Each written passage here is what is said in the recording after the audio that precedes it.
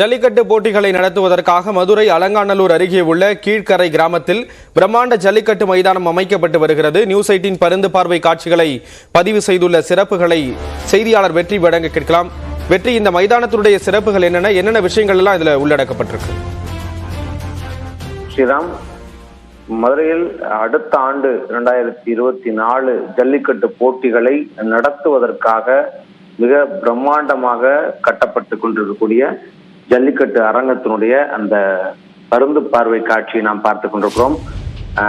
2023 மார்ச்சில் அலங்காநல்லூர் அருகே இருக்கக்கூடிய கீழக்கரை கிராமத்தில் ஒரு மலையினுடைய பின்னணியில் 66 ஏக்கர் நிலப்பரப்பில் 44 கோடி ரூபாய் மதிப்பில் 16 ஏக்கர் நிலப்பரப்புக்குள் 1 லட்சம் சதுர அடி கட்டிட பரப்பளவில் இந்த பிரம்மாண்டமான ஜல்லிக்கட்டு அரங்கம் கட்டப்பட்டிருக்கிறது.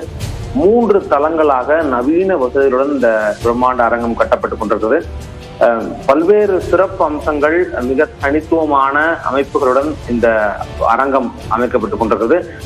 இதில் மிக குறிப்பாக ஜல்லிக்கட்டு விளையாட்டினுடைய வரலாற்று பண்பாட்டு சிறப்புகளை விளக்கும் வகையில் அருங்காட்சியகம் அமைக்கப்படுகிறது.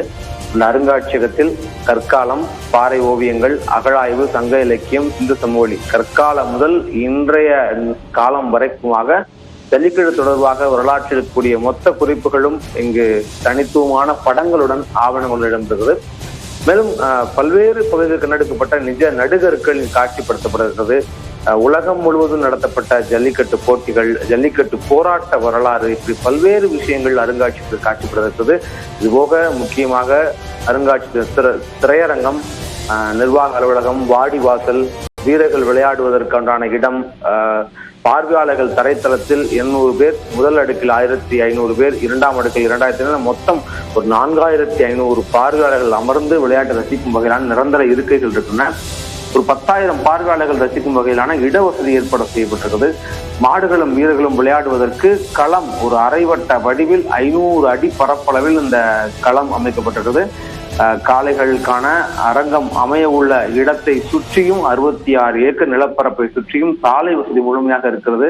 அரங்கம் அமைய உள்ள இடத்திலிருந்து தேசிய நெடுஞ்சாலை இணைக்கும் வகையிலான புதிய சாலை அமைக்கப்படுகிறது.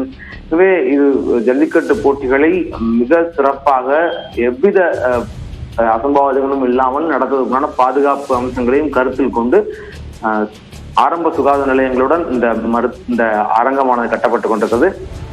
அடுத்த ஆண்டே இந்த நடப்பு 2024 ஜனவரியில் பொங்கலை ஒட்டி நடைபெற்ற ஜல்லிக்கட்டு போட்டிகள் இங்கு நடத்துவதற்கு மிக விரிவாக இந்த பணிகள் நடைபெற்றுக் கொண்டிருக்கிறது.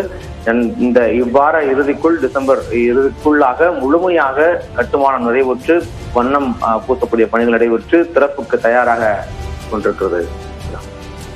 விவரங்களை வழங்கியதற்கு நன்றி வெற்றி.